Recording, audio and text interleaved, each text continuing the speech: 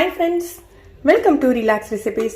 இன்னைக்கு நம்ம பிரஷர் குக்கர்ல முட்டை பிரியாணி எப்படி உதிரியா குழையாம பண்றதுன்னு பார்க்கலாம். நான் இன்னைக்கு 1 கப் ரைஸ் எடுத்துர்க்கேன். அரை மணி நேரம் தண்ணியில ஊற வச்சிருக்கேன். 1 கப் ரைஸ்க்கு 4 முட்டை எடுத்துர்க்கேன். முதல்ல இந்த முட்டையை ரோஸ்ட் பண்ணிக்கலாம். முட்டையை ரோஸ்ட் பண்றதுக்கு லைட்டா இந்த மாதிரி கத்தியை வச்சு கீறி விட்டுக்கோங்க. இல்ல இது ஃபோர்க் வச்சு குத்தி விட்டுக்கலாம். அந்த மசாலா உள்ள இறங்குறதுக்காக.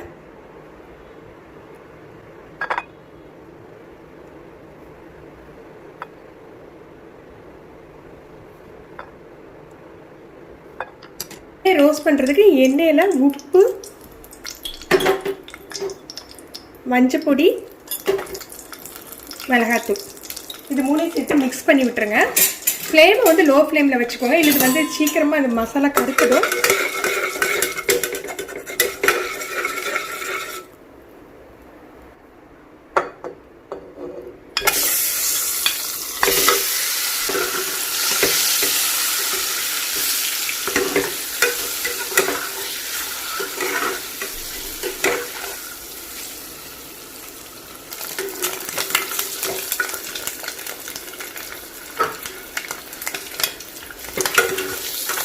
முட்டை பிரியாணிக்கு தேவையான மசாலாவை நம்ம தயார் பண்ணிடலாங்க. 3 டேபிள் ஸ்பூன் தயிர் எடுத்துருக்கேன். இதில் தேவையான அளவுக்கு உப்பு சேர்த்துக்கோங்க. மிளகாய்த்தூள், பிரியாணி மசாலா இது மூணையும் சேர்த்து நல்லா கலந்து வச்சிடலாம்.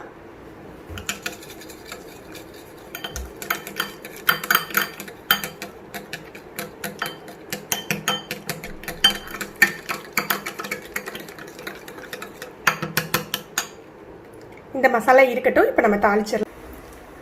முட்டை பிரியாணிக்கு உங்களுக்கு நிறைய நெய் தேவைப்படாது. ஒரு 2 டேபிள் ஸ்பூன் எண்ணெயும் 1 டேபிள் ஸ்பூன் நெய்யும் சேர்த்துக்கலாம்.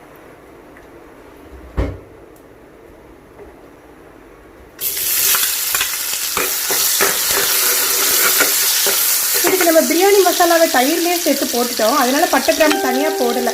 இல்லை தனியாக போட்டிங்க அப்படின்னா உங்களுக்கு அது வாயில் கட்டுப்பட்டுட்டே இருக்கும். முட்டை பிரியாணிக்கு நம்ம தயிரில் மிக்ஸ் பண்ணி போட்டால் தான் உங்களுக்கு நல்லாயிருக்கும்.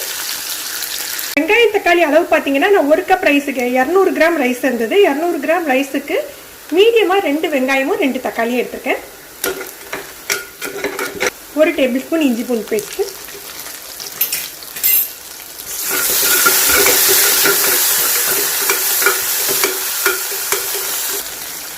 வெட்டி வச்ச தக்காளி,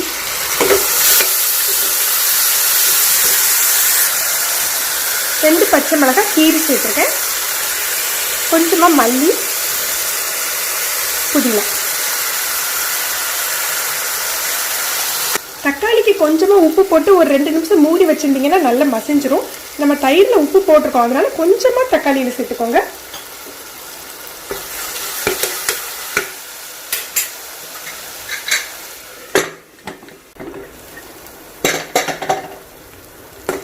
தக்காளி நல்லா குக் ஆயிடுச்சு. இப்போ நம்ம தயிரில் மசாலா மிக்ஸ் பண்ணி வச்சிருக்கோம் இல்லையா, அதை சேர்த்துடலாம்.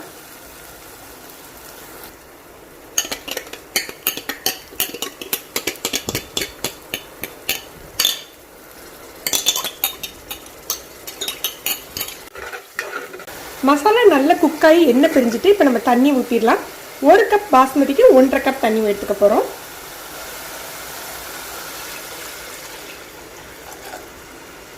உப்பு காரம் எல்லாம் இந்த ஸ்டேஜில் செக் பண்ணிக்கலாம்.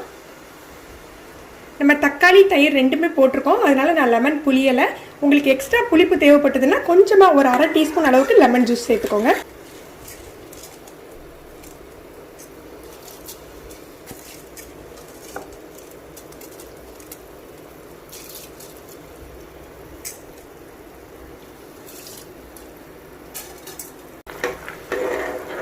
இப்போ நல்லா மிக்ஸ் பண்ணி விட்டுட்டு நம்ம எடுத்து வச்சிருக்க முட்டையை சேர்த்துருவோம்.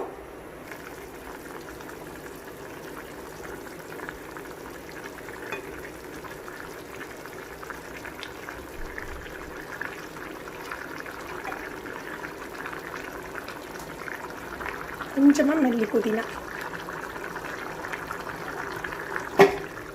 இப்போ இதை மூடி வச்சுட்டு லோ டு மீடியம் ஃப்ளேமில் ஒரு 10 நிமிஷம் அப்படியே வச்சுடுங்க.